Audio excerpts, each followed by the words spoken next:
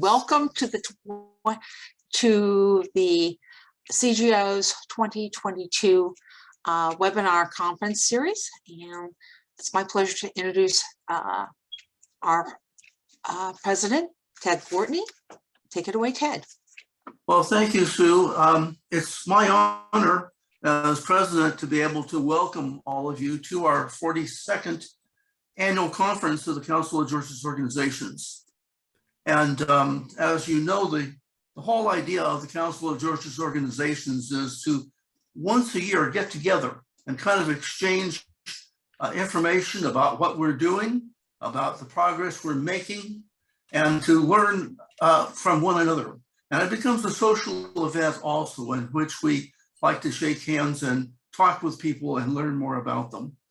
I'm going to take you back 20 years more, back to 60 years ago. That was in 1962, and I had just become a Georgist when I was in college. And I was 22 years of age at the time. And I had read about some of these famous people like Mason Gaffney and Arch Woodruff and oh boy, the other people that are famous, Bob Adelson, Perry Prentice, and so forth. So anyway, I finally learned that by attending the conferences that were held every once in a while, either by the Henry George School or by the International Union for Land Value Taxation, you could meet these people. So that was my introduction to the whole idea of having annual meetings. And I welcome all of you who are attending to join us and to make contributions to our organization. If you look at the last page on the agenda, on the brochure that was sent out, you'll see that there are 22 organizations and individuals who have made contributions to this year's conference. So we invite you to also make a contribution. With that, I'm going to introduce our speaker this evening. Dan Sullivan is going to be the chairman of the event, hosting it. And we're going to be featuring Heather Remoff. And Dan, go ahead. Okay, thank you. Yeah, basically, Henry George in Progress and Poverty, he devoted an entire, there were 10 books of several chapters each, and he devoted an entire book to disproving Malthus and disproving, incidentally, disproving an aspect of Darwin, because Darwin himself said that his theory was Malthus extended to the entire animal and vegetable kingdoms. And so what the reason Darwin was wrong was that Malthus was wrong, that people don't go extinct by overpopulating, which was Darwin's version of it, was that but also that people don't overpopulate. And this has been corroborated since then. We had I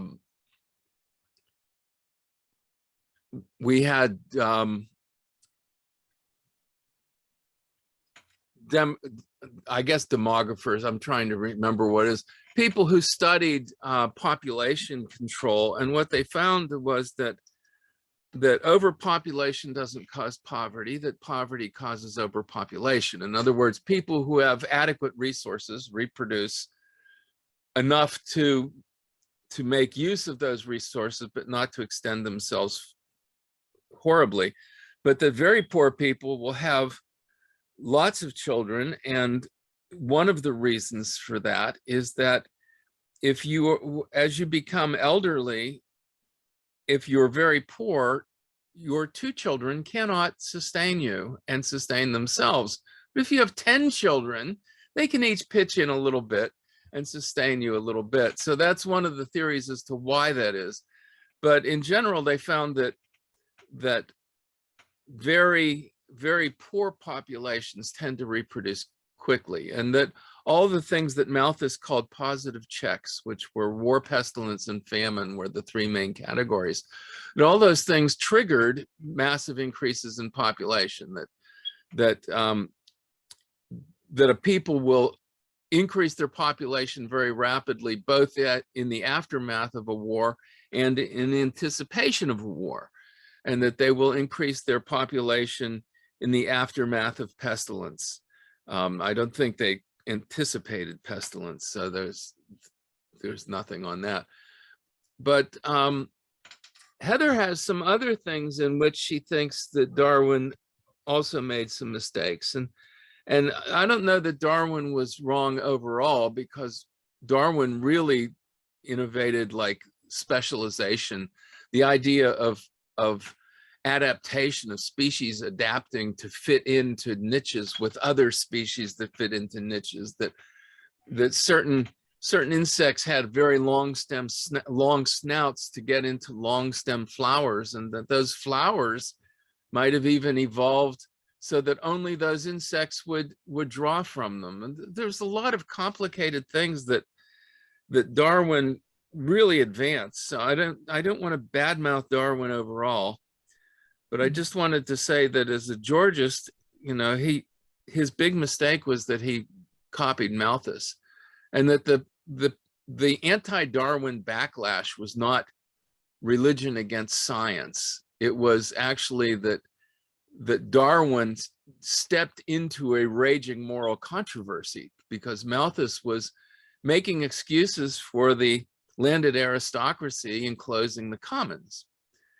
And that was offensive to Christians everywhere, not just Christian conservatives, but Christian liberals, and was offensive to people like William Godwin, who Malthus was actually answering Godwin, and Godwin was an atheist. So when this whole controversy arose, Malthus, who was an Episcopal deacon, was on the side of on the opposite side from the fundamentalist Christians today. And Godwin, who was a godless atheist, was on the same side as the fundamentalist Christians today. So the strange evolution of Darwinism is an interesting topic in itself.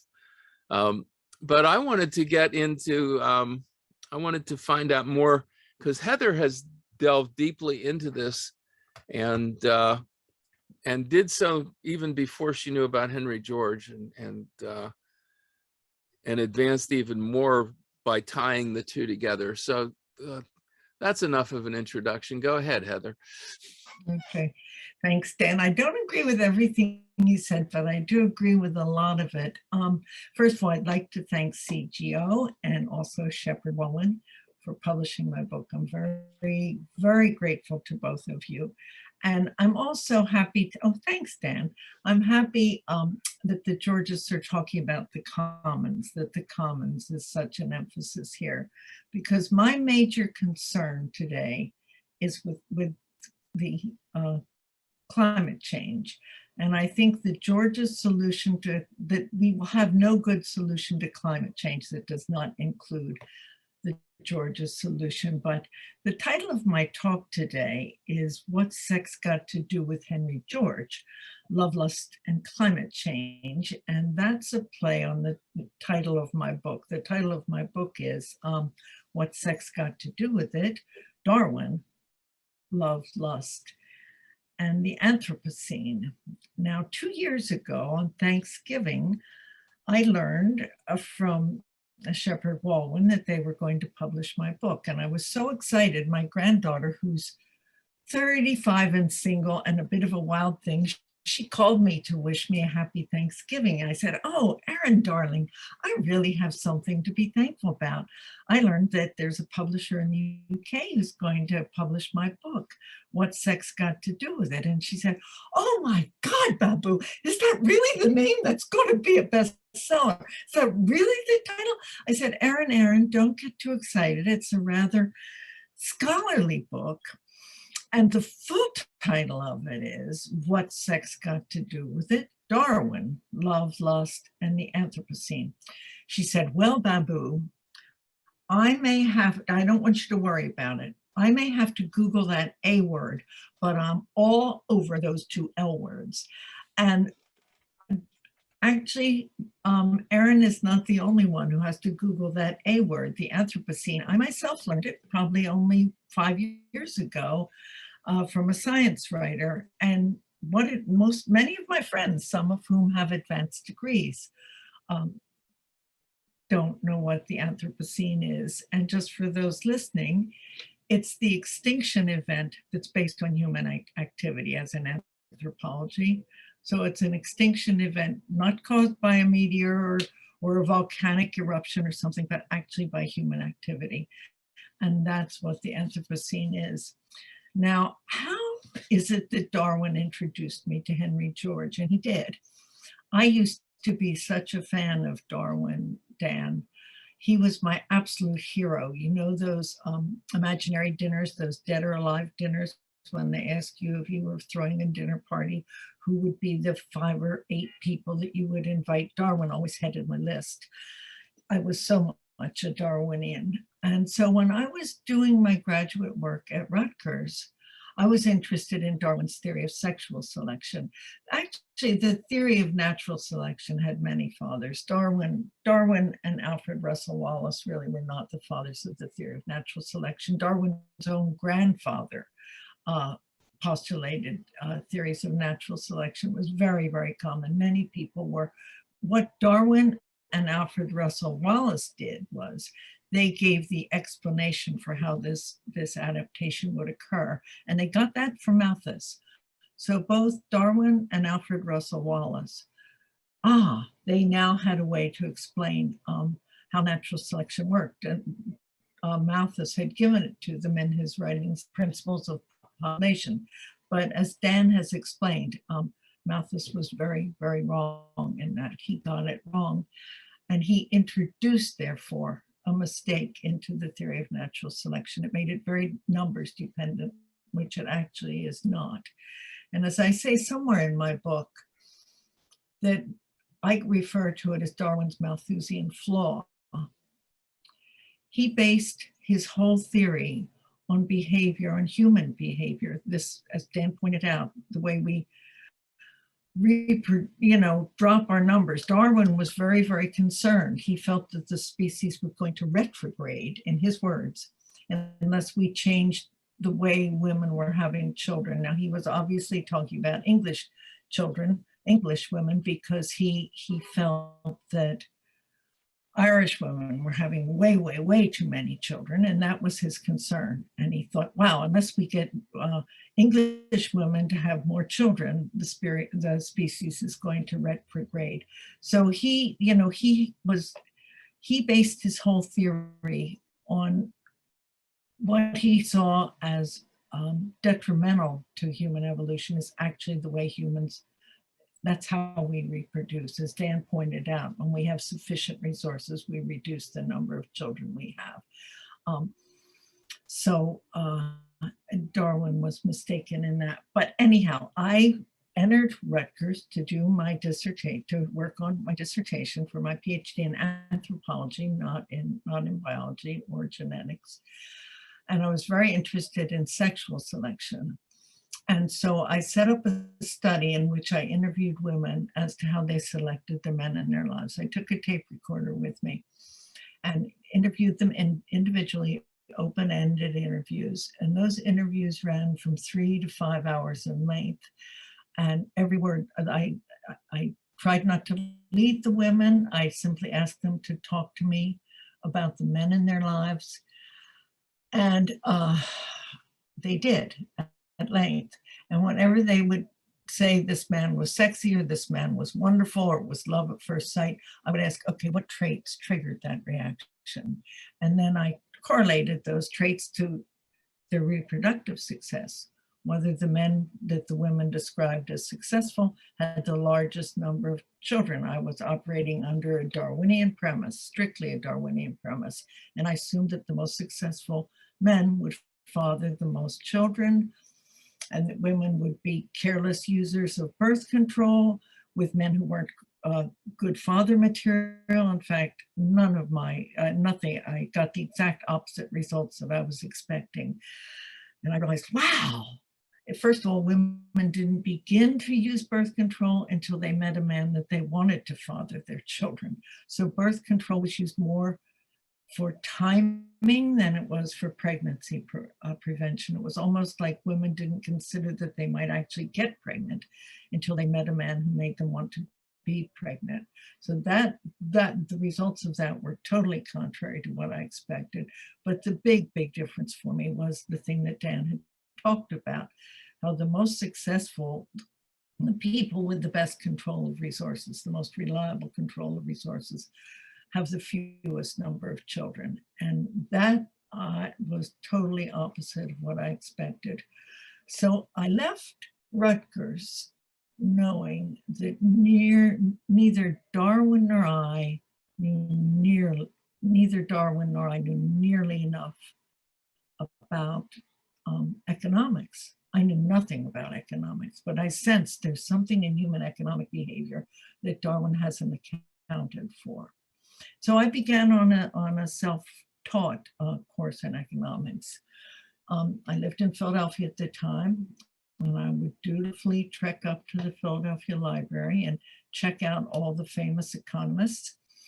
I'd take their books home and read them, and none of them made sense to me. I would always find some internal logical inconsistency that made me reject the standard economists. I was lucky, and I recently learned a term that I think is pertinent to everything, called anchor bias. And that means that the first thing you learn about a subject gets so lodged in your brain that it's very, very difficult to argue for a paradigm shift. And I think I'm up against that when it comes to trying to convince folks that Darwin has gotten a few things about human evolution wrong, particularly human evolution. In fact, two things pretty wrong about understanding human evolution. And I now attribute that to anchor bias. That I had anchor bias myself. I was, so shocked when my research did not prove. Is anchor bias something like confirmation bias, only stronger? It's a little bit, yeah. It's like the first. I've learned. I Googled it like my granddaughter with the Anthropocene. It's the most difficult bias to overcome. The first thing you learn about a subject gets lodged in there so tightly. So with economics, I didn't have any anchor bias because I'd never been exposed except to, a basic, as an undergraduate, basic economics course, law of supply and demand, etc. So anyhow, I'm dutifully checking out books on economics. None of them are pleasing me. None of them seem logical. And one day I'm checking out, and when I was young in high school, I briefly attended a Quaker boarding school called George School. And so I was checking out my stack of economics books, and there's a little flyer by the checkout counter at the Philadelphia Library that said, Henry George School of Economics, free courses in economics. Well, it caught my eye. The George School part of it really caught my eye. I thought, oh, wow. Free courses in economics. I walk by Henry George's birthplace all the time on my way to the Reading Terminal Market. And what am I doing with all these books that seem so illogical to me? I'll go take the course at the birthplace. And I did, and George Collins was the instructor. And because I'm a bit of a contrarian, I'm resisting everything I'm learning. I'm writing in the margins, oh, no, you don't hurt Henry. Oh, no, that can't be so, until he began to talk about Malthus. And I thought, oh, neither Henry George nor I have a very high opinion of Thomas Malthus. And so at that point, I began to soften toward Henry George. And George Collins, of course, was a wonderful instructor. And one day when I anticipated what was coming in the next lesson, and George referred to me as clever. Oh, how clever you are to have anticipated that. I was hooked. All it took was that little bit of praise. And so I saw the cat at that moment. And I, ever since, feel that there's almost no social problem that you can throw at me that I couldn't explain how a George's solution would make that, would correct for that problem. So that's how Charles Darwin introduced me to Henry George. Now, in the books that I've written now, I really take a very different approach to human evolution than Charles Darwin did. Because of course, so many things have happened. I mean, all the genetic discoveries have happened since Darwin's time, so we can't expect him to know that. But in terms of his theory of sexual selection, which is the theory I'm most fascinated with, here's a theorist who declared that female choice drove sexual selection, was responsible for sexual selection. And yet because, he was a terrible misogynist, he absolutely, in his own words, he says that civilized women, since civilized women are no longer intelligent enough to make informed choices. And since Darwin believed that women were not smart enough to make choices, he therefore ignored the behavior, totally ignored the behavior of 51% of the population. Now, how can you argue for a theory of sexual selection, base it on female choice, which he did, and then dismiss 51% of the population? So dismiss the choosers. It dismissed the choosers, pay no attention. So that was, he sets himself up to fail in that regard, and I think he did fail. The other error that I think Darwin made, women get men's attention based on female beauty. Men are attracted by beauty. Women select for a whole range of things. But the other mistake that Darwin made was to take the trait that influenced his choice, beauty, and project it onto the women doing the choosing. In fact, women don't select for beauty. They select for a whole range of other traits.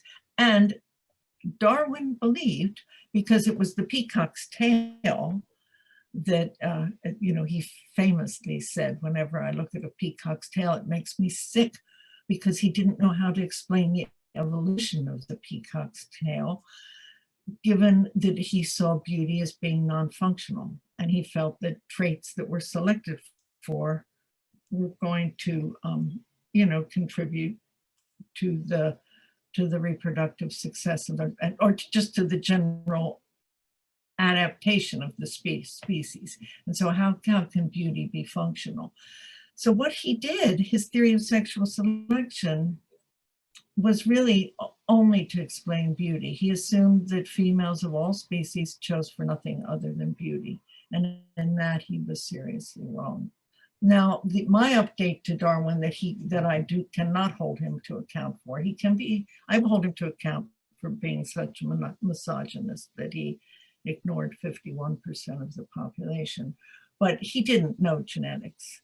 And I am convinced that the origin of the human species is not the result of slow, gradual natural selection, but in fact was a result of an end-to-end chromosome fusion. That's a rather dramatic change. We went almost overnight from being a species with 24 chromosome pairs to being a species with 23 chromosome pairs. That's a very, very, very major change. And that I hypothesized that had system-wide, body-wide changes, many body-wide changes. And there's a Spanish researcher who says that the area where the changes would be most apparent would be in the genes near the ends, where those telomeres allowed the end-to-end chromosome fusion to occur, and that's in the area of sex in the brain. And I think at that moment of the origin of our species, that dramatic change affected the way our brains process symbolic information, and also introduced reproductively very dramatic change, concealed ovulation in humans. So those are the two big things. The change, the symbolic communication and concealed ovulation. Of all the mammals, we are the only one that has concealed ovulation. All the others have periods of estrus where the females, so-called like cats, dogs, etc., farm animals, in heat. And at that moment, she attracts the attention of all the males. And then once she's out of heat, they more or less ignore her. With concealed ovulation, humans do not have an obvious estrus cycle. We also have continual sexual receptivity, which other species don't have. So to me, this puts a whole lot of power into the hands of women in that we can do a lot of studying, understanding. We have a lot more choice than otherwise. So those are the two big things. And the symbolic communication is a huge one.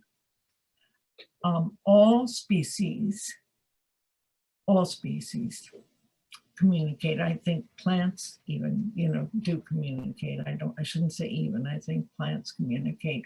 All species have communication, but only humans have symbolic communication or language. We're the only ones with language. That's an astonishing thing. Of all the trillions of species that have evolved in all the billions of years of life on this planet, only one species, only one, humans, has evolved symbolic communication. And it's our double-edged sword. It's what makes us exceptional. It's responsible for all the wonderful things that we can do, art, music, literature. The idea that we can share ideas and discoveries with humans that we don't even know around the world. We can share ideas and discoveries with people who've lived centuries before us. Any one individual has access, because of symbolic communication, to all the adaptations and discoveries that any other animal of our species has. That's astonishing. So it enables us to do brilliant and wonderful things, technologically, art, literature, music, but it also enables us to control resources symbolically. And that's the dangerous edge of that double-edged sword. Because what humans do, every other species controls the resources it needs in order to raise its young and survive with the strength of its own body.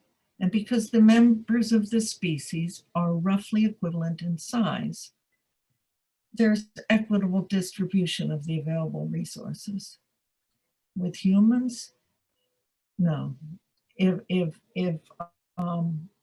Jeff Bezos had to control the resources that he owns only with the strength of his own body, would he have the kind of wealth that he does? No, not possible. It's symbolic communication, language, written deeds. We set up barriers that keep others out. And I see that as, those two things are the most significant things about human evolution. And the correction for that excessive control in the hands of one or two people is the George's solution, by collecting the economic rent that accrues to those resources that are controlled symbolically. If we could do that, we would not only have an equitable society, we would not be doing the kind of damage to the climate that we are. And so I think that, I've sort of rushed through it, but that's the difference between humans and other species. And John Locke tied it to money. John Locke, he talked about the limits of, your right of access to land was limited by there being enough and is good left to others. Then he said nobody bothered to violate that until the introduction of money, because once there was money, you could get paid to you could have somebody pay you to use land you weren't using. So now you had an incentive to hold land that you weren't using, so other people would pay you so they could use it. And so that's kind of a further extension of that, because I think even before that, there was, symbolic territorial dominion, the old common law societies, had, you know, the best, the most favored people had the best land, and other people were relegated to poorer land, and that was done through a quasi-governmental system, but there was not much money in the system, so you didn't actually have a great deal of tenantry. You just had, okay, you're relegated to the poor land because you have less political influence. Yeah, and I also argue, and that the human brain really is not a skilled worker. It evolved to be good at two really basic things, at reproduction and survival. And our language ability, with the birth of language, and I think that was the result of that initial end-to-end chromosome fusion. I think there was a change, you know, something in the way the brain processes information changed as a result of that fusion. And I've lost my train of thought. I'm sorry again, I was forgetting. Something you'd said reminded me of it. But with the birth of language, and language is, you know, welcome to Homo sapiens. Language is what makes us who we are. With the birth of language was born the ability to lie. And we are really skilled at lying to ourselves. Self-deception and deceit, our skill with self-deception and deceit, really basic to who we are. And we can kid ourselves about our own motives, and we do. You know, I look at our various politicians. Some of them, are doing things that seem so outrageous to me, and yet I'm aware they've probably convinced themselves that what they're doing is not for personal gain, but because what they're doing is going to make the world better. We're really, really good at that. And so there are things we have to rise above as humans. And that's some of our species specific behavior that we have to rise above.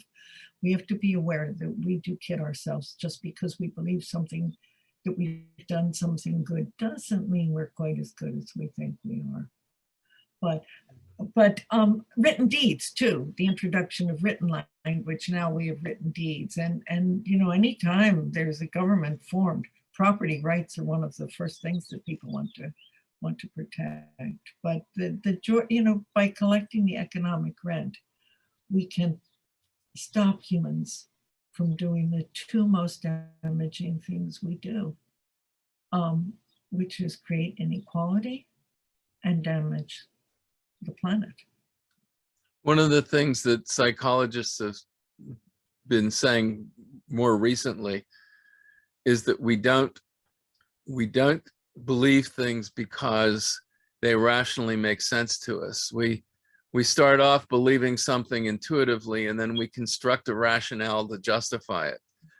So that Absolutely. So that most of what we, you know, the Age of Enlightenment was originally rational. You know, if you look at the Enlightenment authors, they're making great references to biblical history and stuff, and they are saying, you know, the Bible was right about this because, and it's like, here's the revelatory reason that is supposed to have come down from God, but here's a logical reason that says the same thing.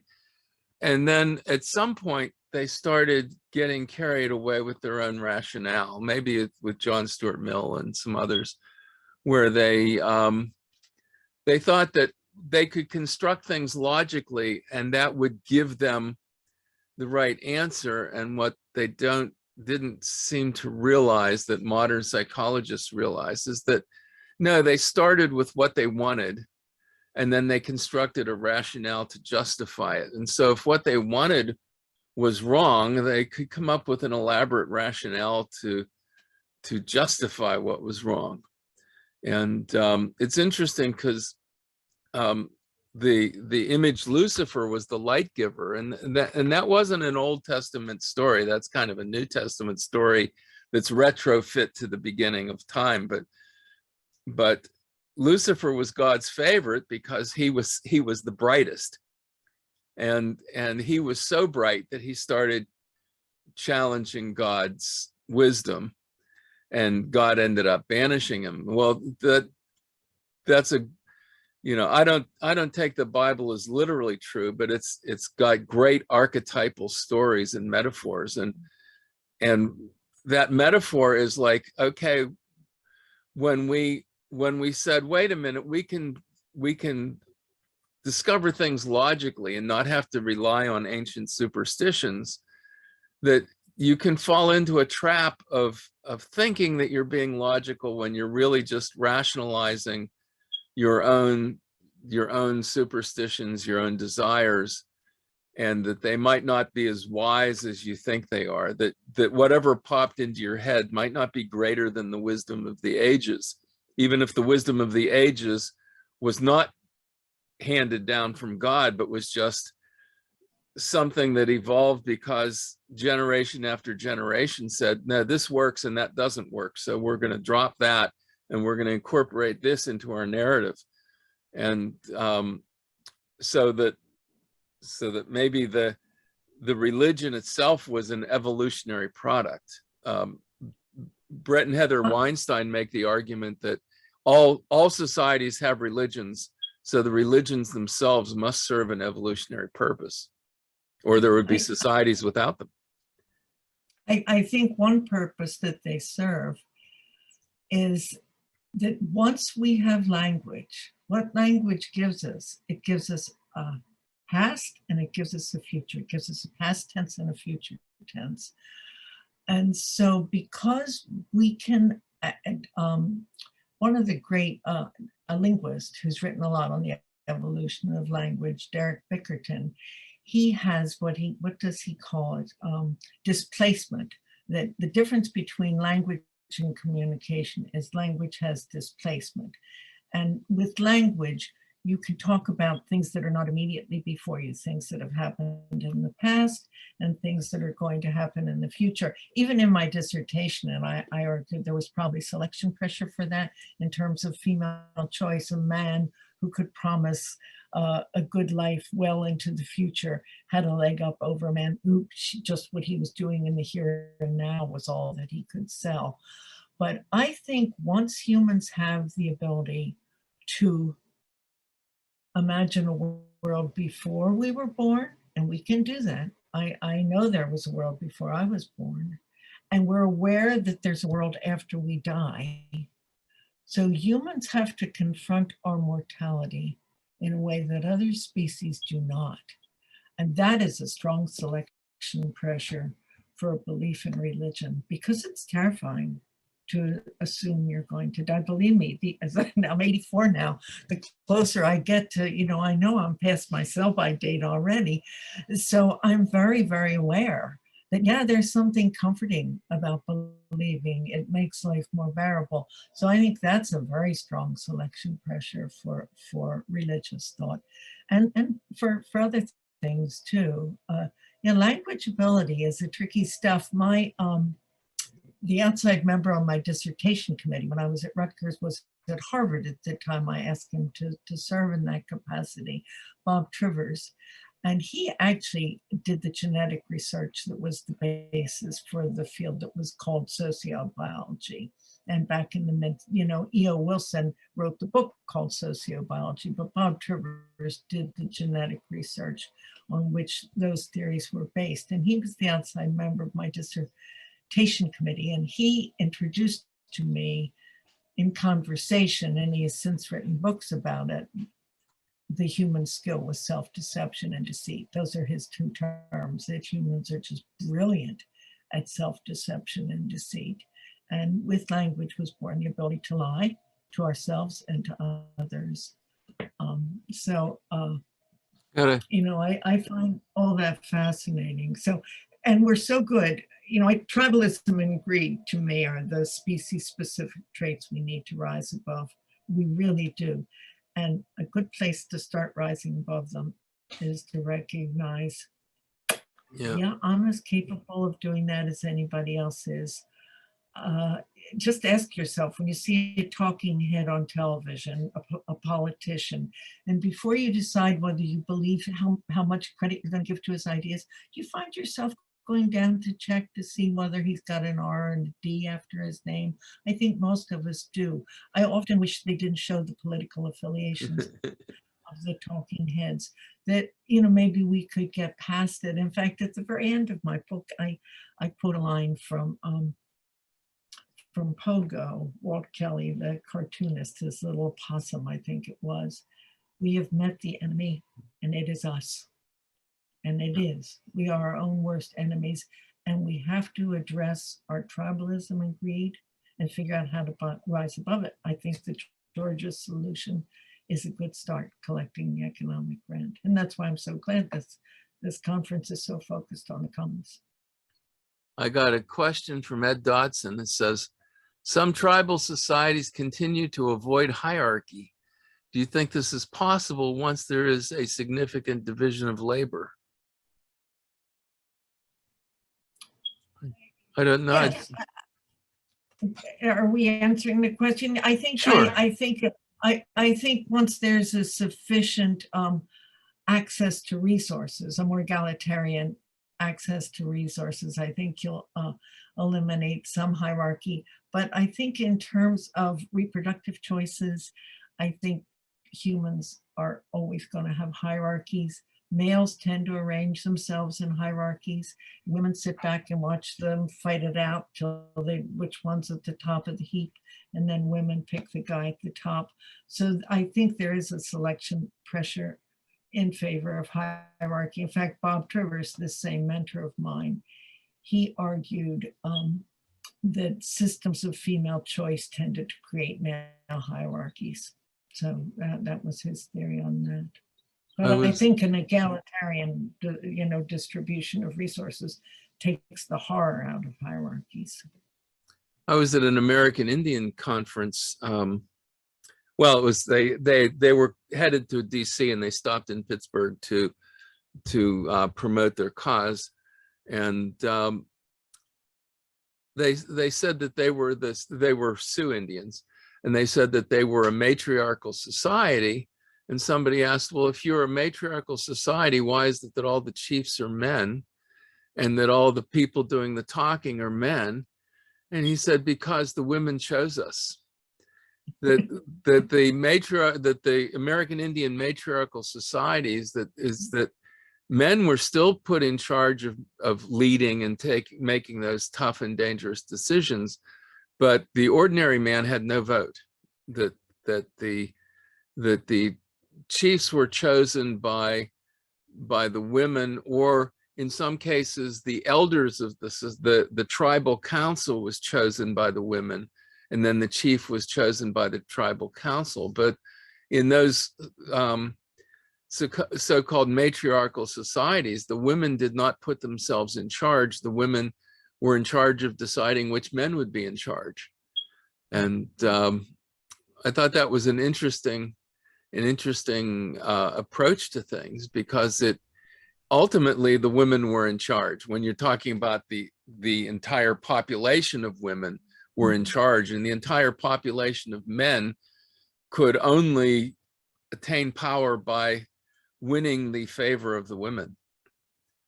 Now, I bet, are there other questions, Dan? Because I've talked so much, I don't want to. There's none in the Q&A. There might be some in the chat, because I'm trying to pull up the chat now. I don't see it. I don't know. There's been some comment and things. Yeah, so if you guys want to put the questions in the Q&A if anybody has any. And while we're waiting, we might as well welcome our 23rd sponsor. Shepherd Wallen has become our 23rd sponsor for the year 2022. So we welcome you aboard and thank you. And Caitlin, one of you we have a discount on the book, correct? If you can put it into chat, that it would be nice. So, or you can talk, we can, yeah. Oh. See. Oh, and Morella Lombardo is She's my editor. I've been so lucky. I'll tell you, my publishing experience has been such a joy. Cannot tell you what lovely editors I've worked with. So I'm looking this is for Carolyn and Morella Lombardo. I'm looking for her. She's not, she's listed under one of the Caitlins. Okay, I don't. Yeah, in the chat that said that it would be good for her to talk some, but I don't. She's not listed as Morella Lombardo in the. She's listed under Caitlin Tooth. Oh, we have a question. Under Caitlin Ah. Shepherd Walwyn. Yeah, no, Caitlin Tooth. Jeremy Edwards has a comment. Can you please talk a little more about the 24 chromosomes theory versus the slow natural selection? I haven't heard anything about that before. You know, who asked that question? That's Jeremy Edwards. Jeremy, I had not heard anything about that until, maybe 3 years ago. You know, once I discovered Henry George, I spent the next 20 years being a bit of an economic activist, serving on Georgia's boards and so forth. And it wasn't until I moved to Massachusetts in 2008, and I'm very close to all the big universities like Harvard, MIT, the Radcliffe Institute, that my interest in evolutionary biology came roaring back. I'd neglected it for 20 years, and suddenly I can hop on the 77 bus and go in and hear the leading experts in their field discuss their new research. And one of the things I did is I joined the Science Book Club for the Curious, which is sponsored by the Boston Museum of Science. And one of the books we read, and this is like only 5 years ago, they had at the end, they had the paper in which the gentleman, Jorge Yunus and Prakash, had compared great ape chromosomes to human chromosomes. Now, great apes have 24 chromosome pairs and humans have 23. Now, how do we go changing the number of chromosomes? That creates a whole new species. And they looked at the genes on the different chromosomes and discovered that if you took what they now call, of course, because we're so anthrocentric, we now call it just chromosome 2, and we say that the great apes had chromosome 2A and 2B. Those two chromosomes combined end to end. Very, very unusual. The telomeres at the end of the chromosomes usually prevent those kinds of end-to-end chromosomal fusions. And I think in most cases, they would be deleterious, just like the more usual kinds of mutations are what we call non-disjunction, where more horizontal chunks of chromosomes stick to each other, or a chromosome might be duplicated. And if it happens, it's, as I say in my book, not all chromosomes are created equally. Some are more likely to be subject to episodes of non-disjunction, like chromosome 21. We give syndromes to the names, like Down syndrome. But there are others that don't happen often enough to even be given a syndrome name. And very often body-wide changes accompany those chromosome failures to separate or duplications. So it's not just one or two genes that's impacted. So that's a fairly recent, but I say that, to me, in the preface of my book, I say that end-to-end chromosome fusion ought to be headline news. The names of those two gentlemen who discovered that ought to be household names, and I've joked they're not even household names in my household because I have difficulty pronouncing names that I don't hear often. But yes, they documented that our second chromosome appears to be a result of an end-to-end fusion between two great ape chromosomes, and that is the difference that's made all the difference. And I think the only reason that we don't talk about that is again this anchor bias where we accept the gradual, steady change.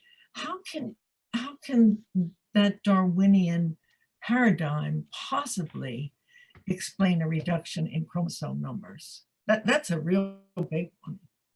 So those two that's- chromosomes became one very long chromosome? I mean, Well, is it almost the same length as the original that, two? I'd have to go back and look at their paper. I don't remember that, Dan, but yeah, it's the result of a fusion. And a Spanish researcher, Manuel Ruiz Rajan, I think his name is, he's the one that speculated that the genes at the point of the fusion are the ones most likely to be impacted when such a chromosome fusion occurs. And he's the one who said that those are the genes that affect the gonads and the neurons. So to me, that's sex in the brain. And I think that's where concealed ovulation, that's the source of concealed ovulation. And I think it's also the source of some change in the way our brains can process information, that symbolic communication, that's language, which language is. Homo sapiens starts here. I mean, it's language that defines us. It really is. So that was a long answer. I'm sorry, but I'm glad someone asked that question, because I find that to be completely and wonderfully fascinating, and not enough people talk about it. Okay.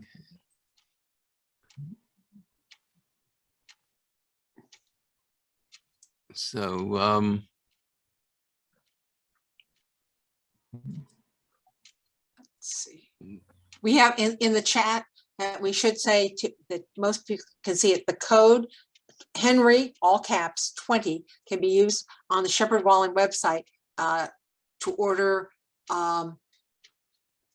Heather's book, and that's www.shepherdwallen.com.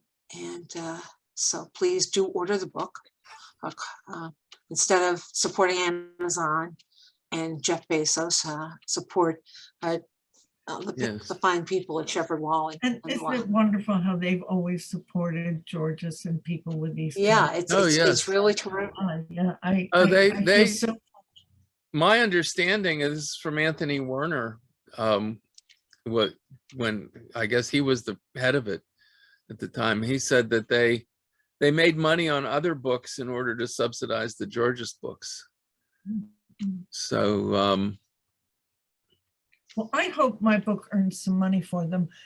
I've never cared much about money myself. I'm kind of that rare woman who's not even attracted to rich men. But I would really like to see this publisher be rewarded for how wonderful they've been to those of us who have ideas that fall outside the mainstream, and are hoping to improve the world. So yeah, I'm very, very, very, very hoping. I'd love to work hard to make my book succeed. I'm not going to live long enough to enjoy any economic gain from it, but I'd love to see my publishing do really well. Yeah. I can tell you that. Ed Dotson has another question. Do any of the women in the dissertation, your study, I think he means your dissertation study, expressed views about promiscuity, about their desire to have a few or more or many sexual partners? She and I were talking about how we selected our mates earlier. It was interesting. So go ahead. I don't recall that, but of course the main thing I was asking them to talk about the existing men in their lives. However, one reason I decided to do that study, I will tell you, was conversations with female friends who were married, who acknowledged that they felt they'd married their husbands, they picked them for certain reasons. So how come now, 7 to 10 years into the marriage, they're finding themselves with wandering eyes? And that was a question that people raised with me. And I've never wanted to to work for a university.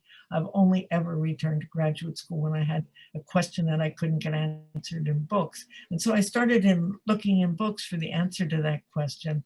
And when I couldn't find it, I thought, oh, well, I'll go back to grad school and I'll do research. I'll ask women. And but not the women that I was interviewing so much. No, they were mostly talking about the men in their lives. No. Do you think that if you were to do your study now, she told me earlier that she doesn't have the files, that you would get the same results with the younger women? I look at younger women and I'm just completely bewildered by their sexual behavior, I must confess. I'm not sure what kind of results I would get. I really almost feel Caitlin Flanagan, a writer for The Atlantic, I quote her in my book, excuse me. She once said when she listens to young women talk about their sex lives, she understands the language, but it's as if she's listening to people from another planet. I have to agree. It's different. I can talk to my college classmates and yeah, we still are on the same wavelength about our rebellion in the late 60s, early 70s. But we sort of look down and say, what? Where are these young women coming from? Don't they understand what they should be doing? It's totally different. As I mentioned in one of the early chapters in my book, one reason for writing it, in addition to the concern about climate change, that was really my main driver. I thought, wow, the Georges have an answer to climate change.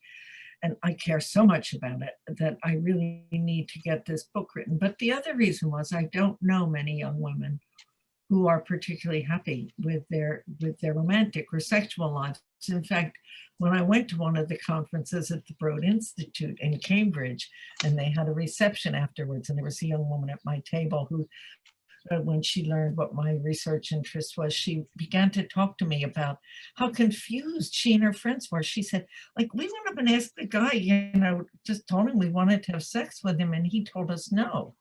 And I thought, oh my goodness, they need to read my first book, because that's putting veto power into the hands of the men. The answer is either yes or no.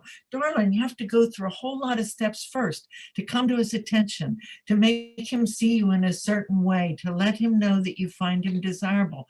You've missed all the preliminary steps in taking yourself to what I consider kind of the default way of instituting a romantic encounter. Let's see. Jim Fredrickson has a question. The late Barry Commoner once said, in less technologically advanced societies, children are an economic asset, while in more technologically advanced societies, children are an economic liability. Do you think that observation at least partially explains lower birth rates in technologically advanced societies?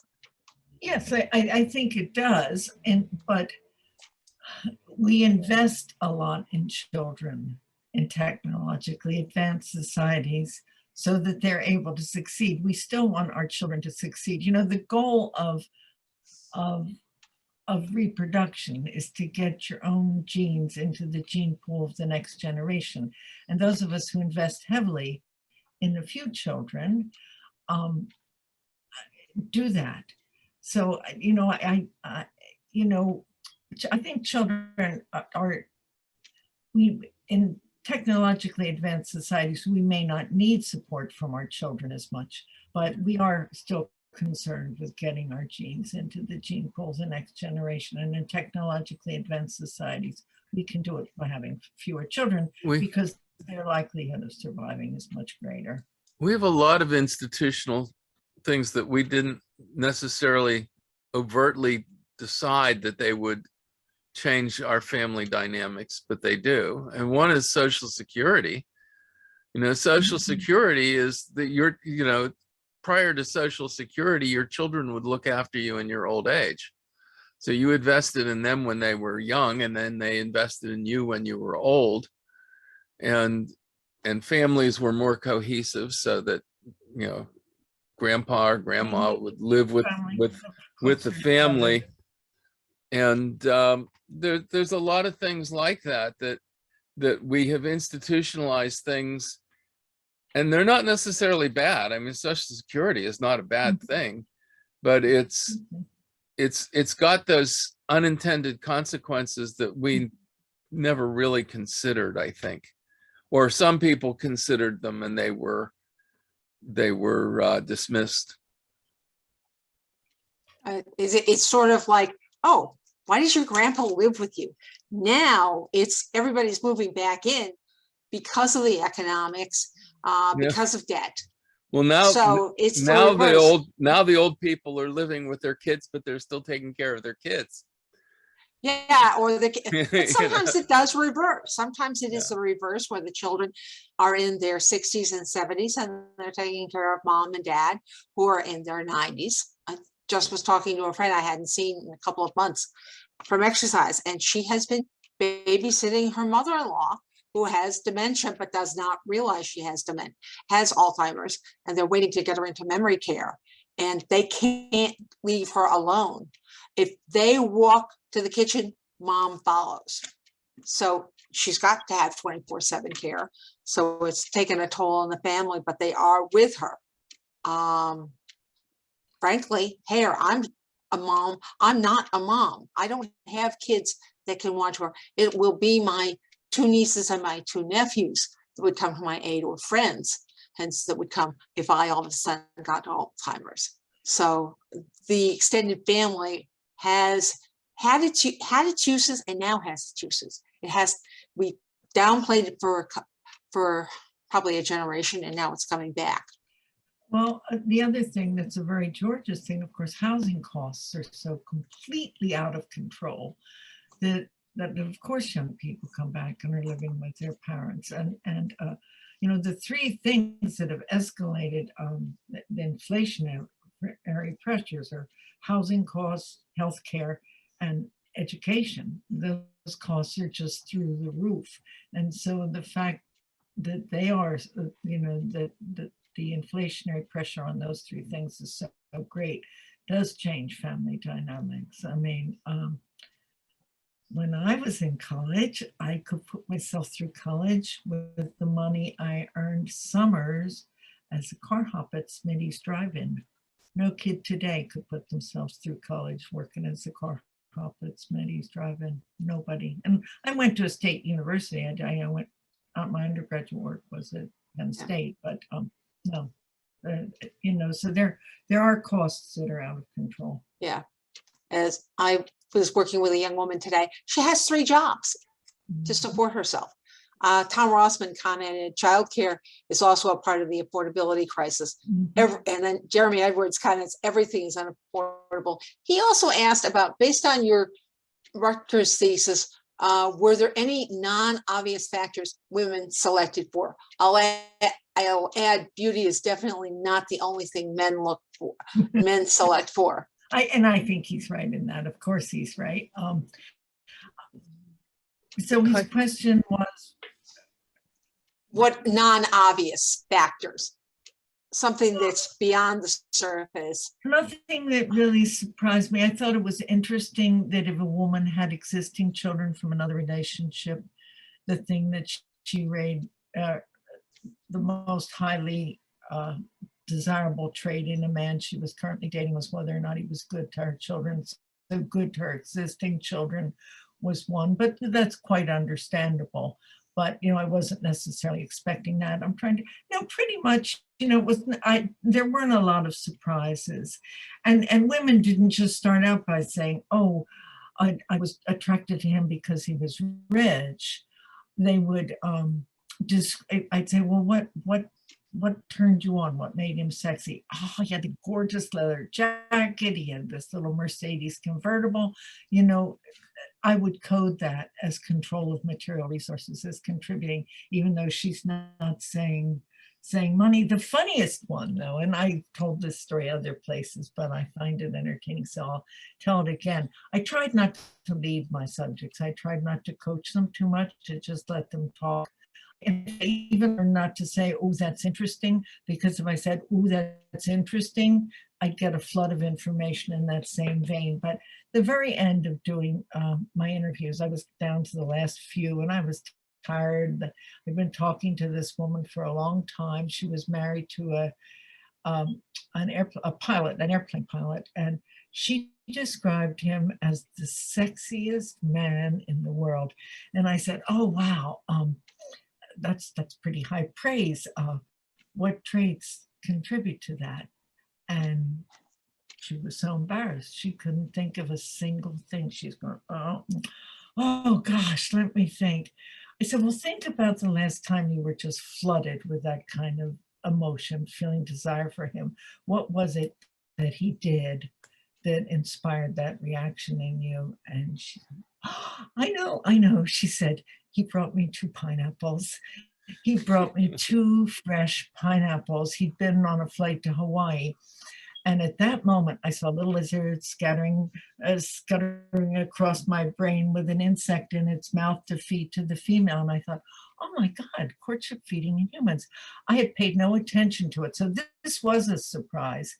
Luckily, when women started talking about menus they'd had 25 years ago, oh, I had the scallops wrapped in bacon, and he had the shrimp scampi, and I had Caesar salad, I stopped listening. I found it boring because, going out for dinner is sort of a part of the dating ritual. I stopped paying attention, but luckily the tape recorder was still paying attention. So I went back through all my dog-eared transcripts, and I'd color coded them. I had different colors for control of material resources, control of social resources, intelligence, all those standard things. But nowhere was I coding for food, but there was food everywhere. I may have stopped listening, but the tape recorder kept listening. Not so much the fact of just going out to dinner. Of course, that's part of our dating ritual for a reason, I think. Women remembered the meals they'd had before she had sex with a man for the first time. And it didn't have to be a fancy meal. One woman was seduced by half a chocolate chip cookie. Of course, the man had baked the chocolate chip cookie himself. While she was doing dishes, he reached behind her and fed her a cookie that he'd already had a bite out of. So, but food immediately before sex for the first time. So I think I can honestly say that I'm the person who documented courtship feeding in humans. So there's an answer. That was a surprise finding, courtship feeding in humans. Ed Dotson has another question. When women have an opportunity for status beyond bringing children into the world, is this not a reason why women delay having children or choosing not to have any children at all? Oh, sure. Yeah, I think so. Again, I say in the book, and I believe absolutely true. One of my mentors, Lionel Tiger at Rutgers, had a saying that I think is absolutely true. Biology is not destiny, it's statistical probability. And you can't look at any one woman and expect her to behave in the way that, the overall prediction would be. And so, yes, I think absolutely a woman can decide not to have children because she has career goals and so forth. Women who have children it's very, very difficult to have the same kind of careers that men have traditionally had, particularly if they have large numbers of children. I saw, I think it was in I forget which of the newspapers, the Washington Post, the New York Times, a study of, I can't remember where I read it. I read it today. They had a list of how different it is for women before Roe v. Wade and post Roe v. Wade in terms of their achievement in every kind of area, So yeah, and yes, women make decisions for a variety of reasons. And not everybody has to have children. That's you can rise above that if you don't. You were talking about selection, and I was thinking, women have this list of things they look for in a man. And I was thinking, what's the list of things that men look for in a woman? And all I could think of was interested. If she's interested, then I'll talk to her, and if she stays interested, I'll get more and more interested in her because she's interested. I think men are much simpler that way. Yeah, I think so too. Tom Rossman over here in chat said, he said that, let me read this, pull this back up after.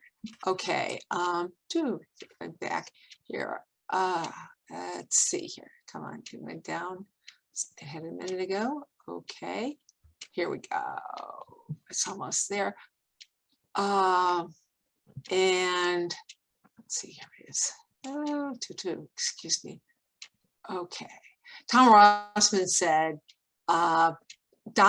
Dan Kahanan introduced the theory induced blindness, similar to the framing bias. And David Hume, reason is and ought only to be a slave to the passions.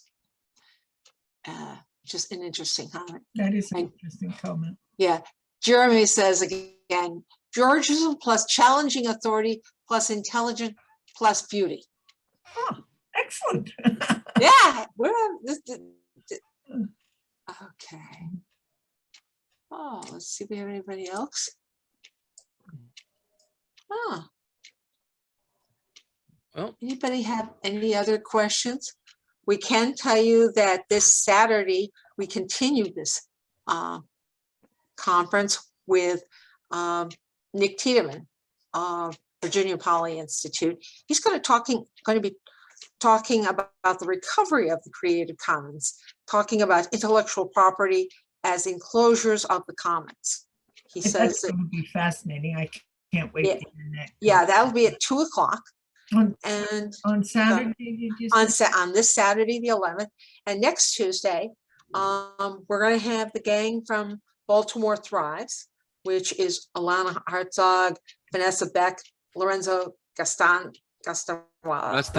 and Castaneda and Mike O'Mara. I really have to hear what Mike says because he's got the thing cows, which is the analysis of the Baltimore Thrive Project, challenges, opportunities, weaknesses, and strengths. And so, interesting titles. So these are among the 11 different webinars we'll have and the like. So, oh, wait a minute. If we have any more, I don't think so. That somebody else has something else. Oh, any other questions? Ed said, any other questions I would have raised to Heather in private.